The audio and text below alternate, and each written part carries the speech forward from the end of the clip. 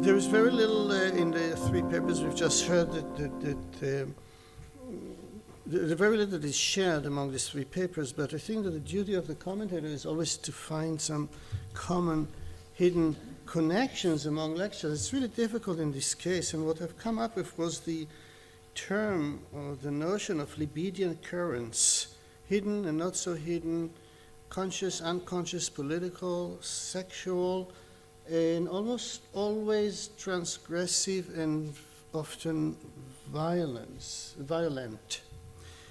The importance of Anna's project of recovering queer lives in the Holocaust is self-evident, and the two stories she has told us are beautiful.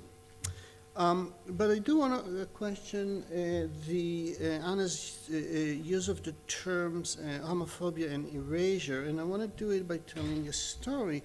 I've already mentioned this joint Israeli-German research group on Jewish presence in gay and lesbian Berlin prior to 1933 and on the migration of Jewish gay and lesbians to Palestine. It's based on interviews. Mostly interviews were conducted in the 1990s with people who belong to that generation, but they were asked different questions from the ones that interest me. We use whatever we can use mine out of them, but we also ask people who are today in the 70s and 80s, people who were boys and girls when they grew up in the German Jewish Yeke, it's called in Israel, Yeke homes in mandatory Palestine, and new people that we today assume were gay and lesbian. And we keep running, when we talk to these people, we keep running into the same spectrum of attitudes that run from don't ask, don't tell, to everybody knew, but it was nobody's business. And I think most often we run into the interviewees telling us, you know, it had never occurred to me that this person was gay or lesbian until you now ask me this question. So I think that I would be careful in labeling this kind of gray zone, erasure or homophobia. I think that there is a zone of inawareness, non-homophobic denial, unawareness, unwillingness to get to know information about some people. Anna mentions looking up specific queer terms in huge in the huge archive of interviews. 52,000 interviews, I think, are kept at the USC Visual History archive. But I think that looking for specific queer terms is problematic because when we interview people, we are more likely to come up with terms like, oh, he was very friendly, or she was private, or naughty in a positive sense.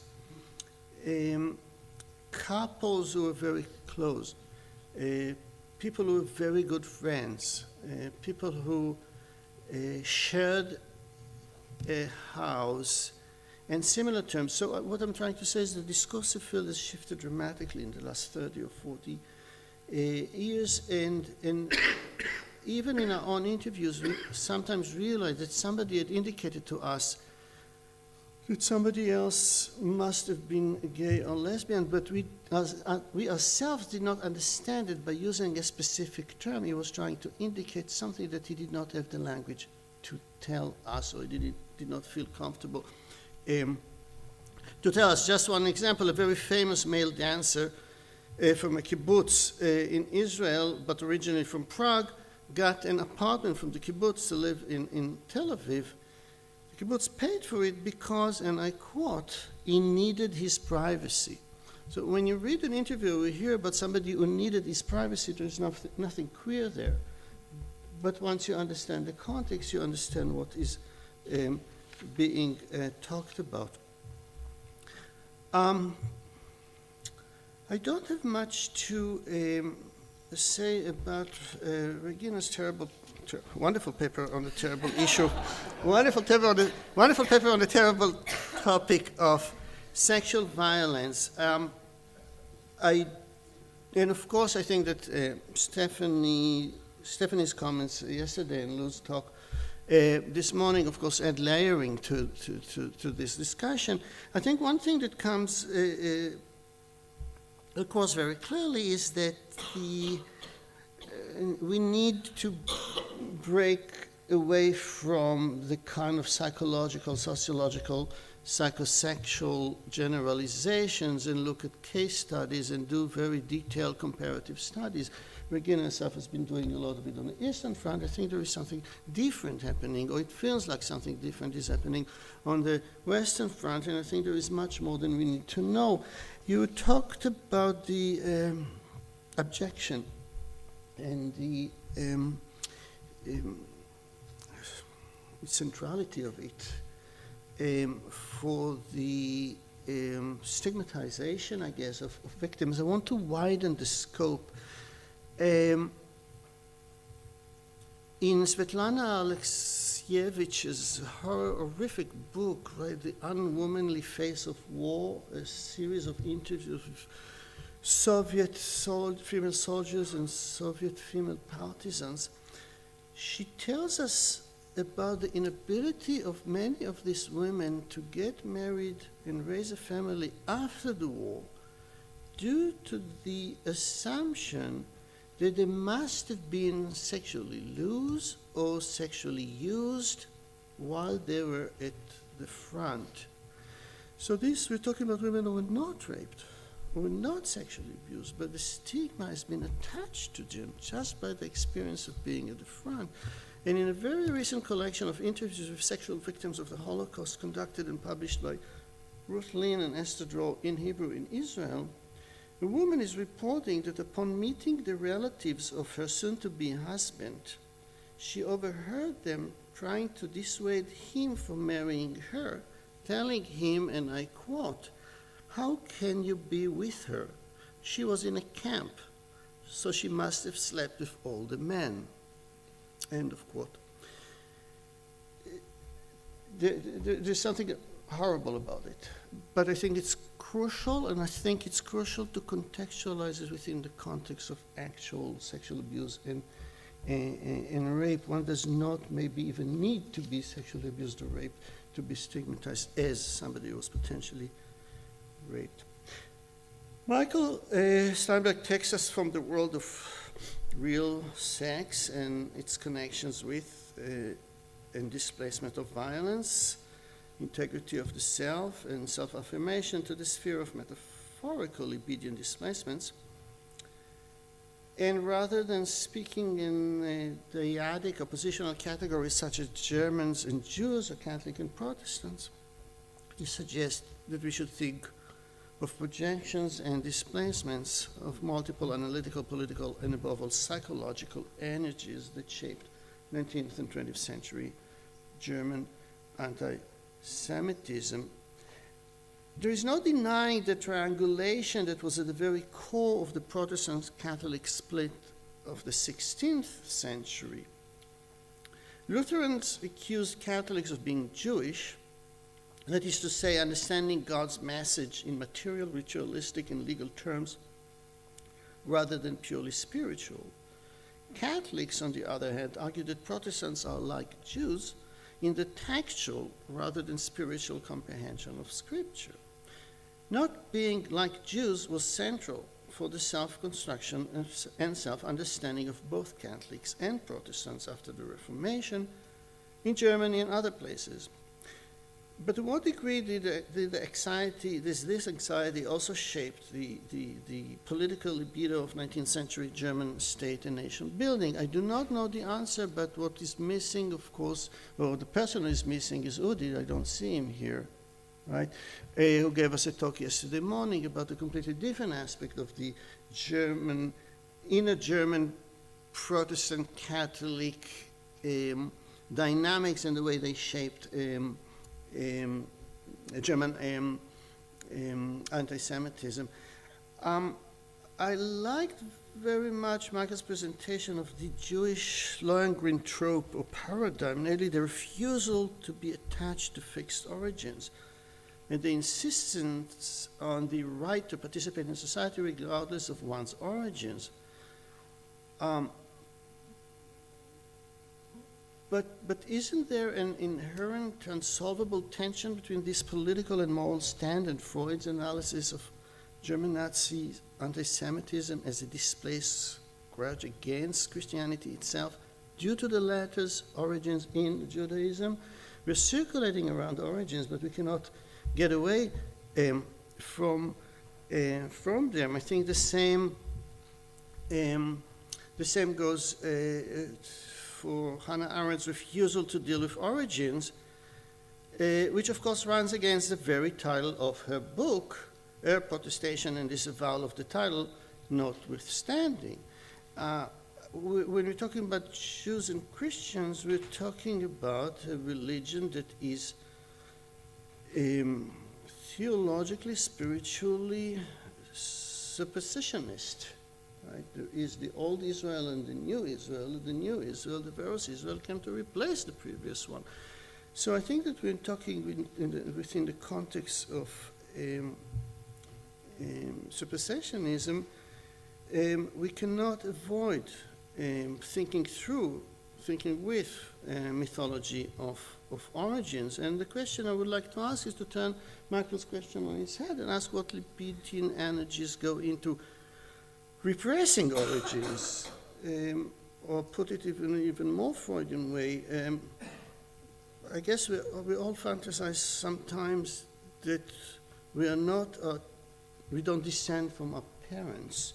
Question is, can we mature and maintain this fantasy, or for how long can we maintain this fantasy? So these are just a few comments, and I want to ask the floor for questions and answers, but I invite questions on all of today's papers, and I hope that the people who are present here and gave talks in the morning will be happy to participate, because the sense that we have is that we have not had enough time to give people the opportunity to ask and elaborate during the other sessions. I'm not sure it makes sense for everybody to gather here on stage, but I will just go around with a microphone. Thank you.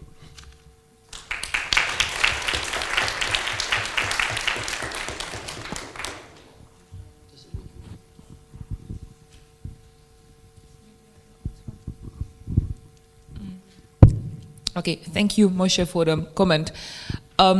So, of course, for the 20 minutes, I kept the homophobia section fairly short. But the first thing that you get when you go to the archives, be the early testimonies, the late testimonies, the published memoirs, the testimonies that arose in legal proceedings, they have one thing in common: they are full of quite brutal homophobia. It comes over and over and over, and you can fill just like 10 pages quite easily. It comes across classes, it comes across people who are arrested for political reasons or for racial reasons.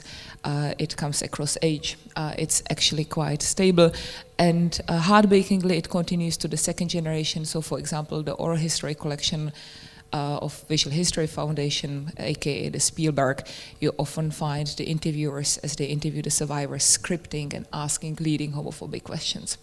So I think this is really homophobia, but I also build here on work of Ulrike Jans, Kathy Gelbin, Inza Eschenbach, and others. It is so beautiful what you say about your old Yekes, or the second generation Yekes, about this don't ask, don't tell. But it also kind of turns, in my case, into something slightly normative. Last month, I interviewed a former lesbian activist, Lola Adams, who early 1990s worked at the Ravensbrück Memorial when it was just transitioning from East German Memorial into a Bundes-German Memorial. And she hung out a lot with both East German survivors, but also West German, Austrian, and so on. And together with a friend, they set out to find out about the lesbians, and they started asking. They were, as you say in German, etwas unbeleckt. They did not know what will come to them. And they were very quickly told, as she said, the nicer answer was, please don't go there. And the second one, the kind of the more negative one, was just besmirching our memory. This is complete taboo. I think the background is that sexuality is not just a topic, it really leads to the core of our society. Sadly, Dagmar Herzog is not here. She has this beautiful phrase in her History of Sexuality of Modern Europe, that sexuality is much of muchness. The camp society used sexuality to mark what they see as deviant and what they see as correct. It is not necessarily always connected to a real figure of a queer person. It's usually an imagined one. But it is linked to how the society understands what is correct and what is wrong. And therefore, when you start inquiring about queerness, you touch on something very basic, and you get very quickly, either metaphorically or not so, beaten up. That's also something that happened to me last year when I started inquiring about Freddy Hirsch and his gay lover, and the Terezin Survivor Association told me that I'm besmirching their memory by writing about them being gay.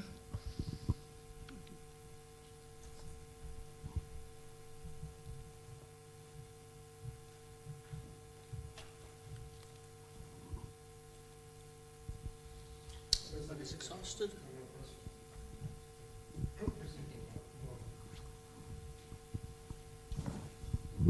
No, just briefly, Moshe, those are wonderful comments. I would say there's a strong and fairly convincing argument against origins as a kind of ideological construction in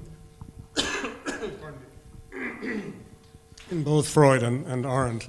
So the context of Moses and monotheism is the claim that Moses was an Egyptian, in other words, removing origins, for which he was accused and had enormous anxiety of writing this in the late 1930s. And Arendt is also interesting. She means it when she says origins is the wrong title. When you read the sequence of the argument, what I would call it is circumstantial history on a grand scale. In other words, one thing followed another. But there isn't an argument of propulsion or in the origin in the sense of or. It's history as sequence, as enabling possibility, but not one of kind of origin and therefore teleology.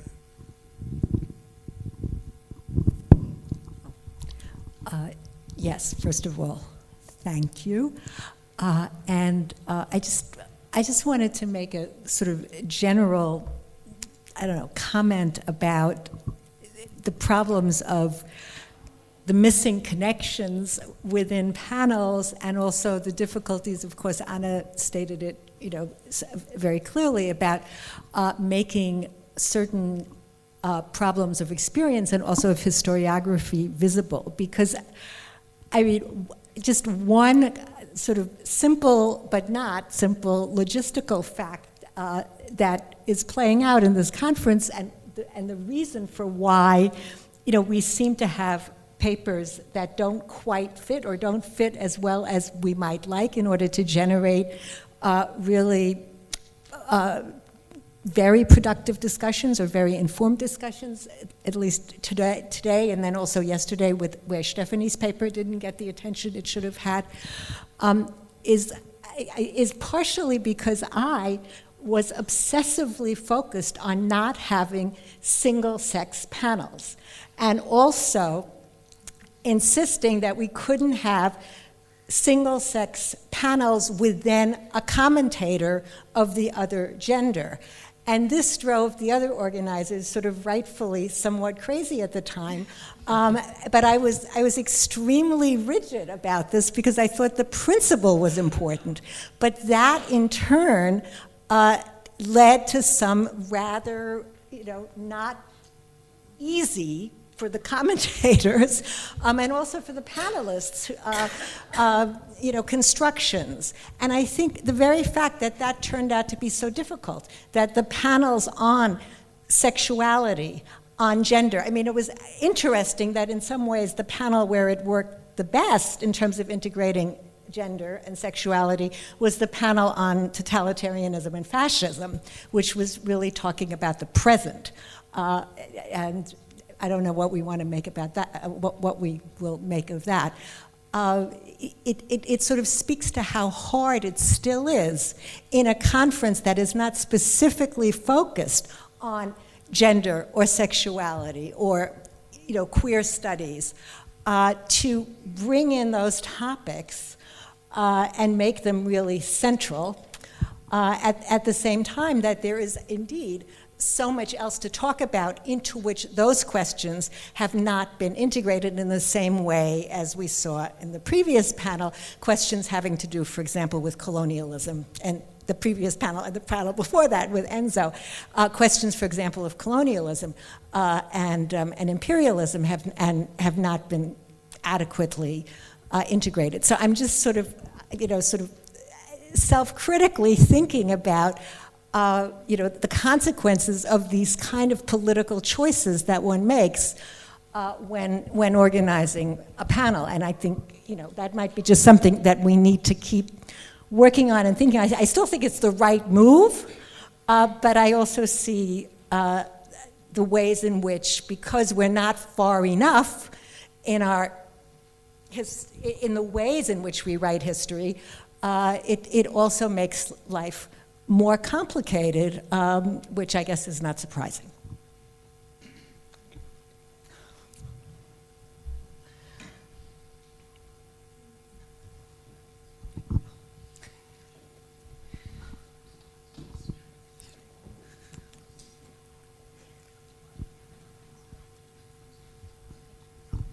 I have a question for Regina. I'm wondering about if we can use Anna's vocabulary. Is there an erasure in your field of male-on-male rape? Because you've discussed men raping women, and I'm wondering what the archival sources are like for that.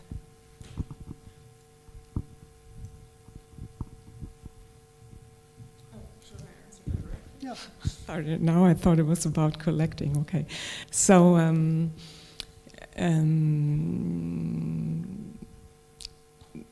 I think presently in the debate on sexual violence and armed conflict, of course, male-on-male rape is a subject that gets quite a lot of attention in the past couple of years.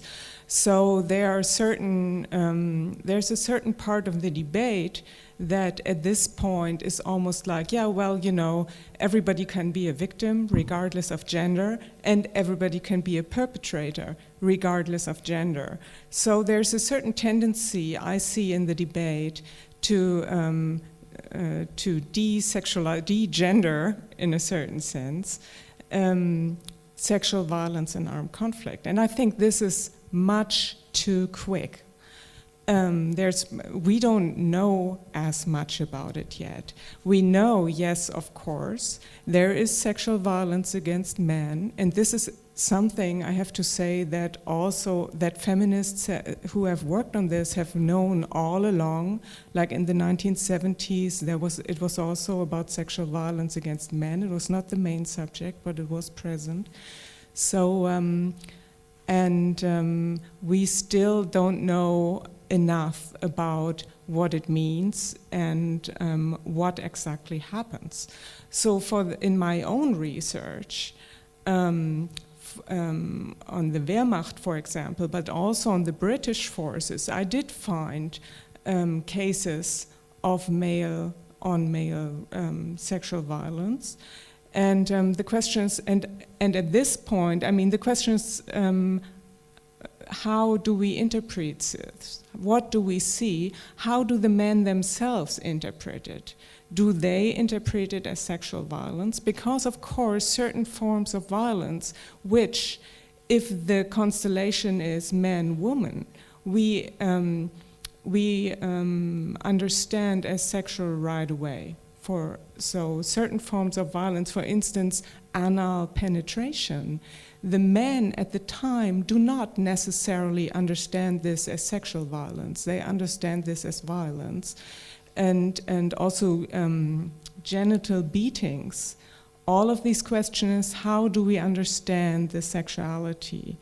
And as Anna said before, the question is male-on-male sexual violence, how much about it is about homosociology and how much is not, and so on and so on. So A lot of questions are attached to that. In my own research now on the British forces, I find a lot of male-on-male rape within the army. So within the army as the form of the socialization of the younger men. The youngest actually are the ones that are raped within the army. So they are, it's a rite de passage in that sense. They have to endure that, and it is interesting the ways they talk about it. So there's a lot still that we don't know about it. I think we need much more to understand, to describe, to make thick descriptions about what is actually happening before we can really put this in relation in detail to what to this other case of sexual violence as weapon. Thank you. I'm sure it's apocryphal, but I remember vaguely Churchill saying that buggery lubricates the empire, or something of this sort. Yeah. Thank you. I suppose in a related way, this doesn't really arise out of the content of the papers in itself, but I'm interested in your expertise on this question. So the question is for Regina primarily, I suppose. Piggybacking off the last question, what are your thoughts on this idea of, so on the one hand, you have the situation where male-on-male violence is either suppressed, ignored, not talked about. On the other hand, when it is talked about, it's talked about in alarmist terms. So instead of referring to rape, people refer to the men were sodomized. And I'm wondering if you have a comment to make on this shift in the way that male-on-male rape is talked about in the media. For example, I remember this term was used in some of the press articles around following some of the revelations. Not sure if it was Abu Ghraib, but it was one of the recent revelations. And I'm just wondering if you have a comment to make on this. Yes, I think you see it both ways. I mean, yes, in the media it is often presented like this, and then sexual violence is marked as something exclusively female, like that something that happens to women and not to men in that sense, and it is marked as homosexual. And marked with a certain homophobic vocabulary in there, or homophobic rhetorics in a certain, often in many cases.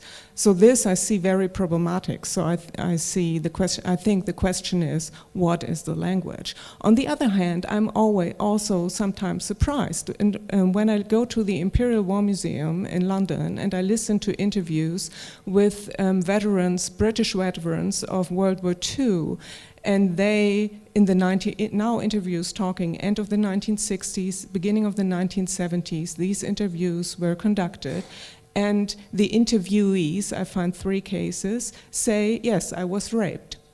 So, and this is in the 1970s, so beginning of the 1970s, and the interviewers say this, and the interviewers are the ones who change the subject. So there's a lot of, they are ashamed, they are not ready to talk about this. So there's a lot of questions, how is this understood at a certain period of time? And I think we cannot assume that there's kind of an emancipatory knowledge that is getting better and better. But of course we also experience backlashes and so on and so on. So we have to really, I can only underline Moshe's point, we really have to look at the historical context of the historical situation in itself, but also of the time that the eyewitnesses talk about this. I think we will end here. I think we're all tired, so I thank everybody for being here, staying that late, and we will meet tomorrow in the other location, I think at 10 o'clock, right? 10 a.m. Yeah. Thank you.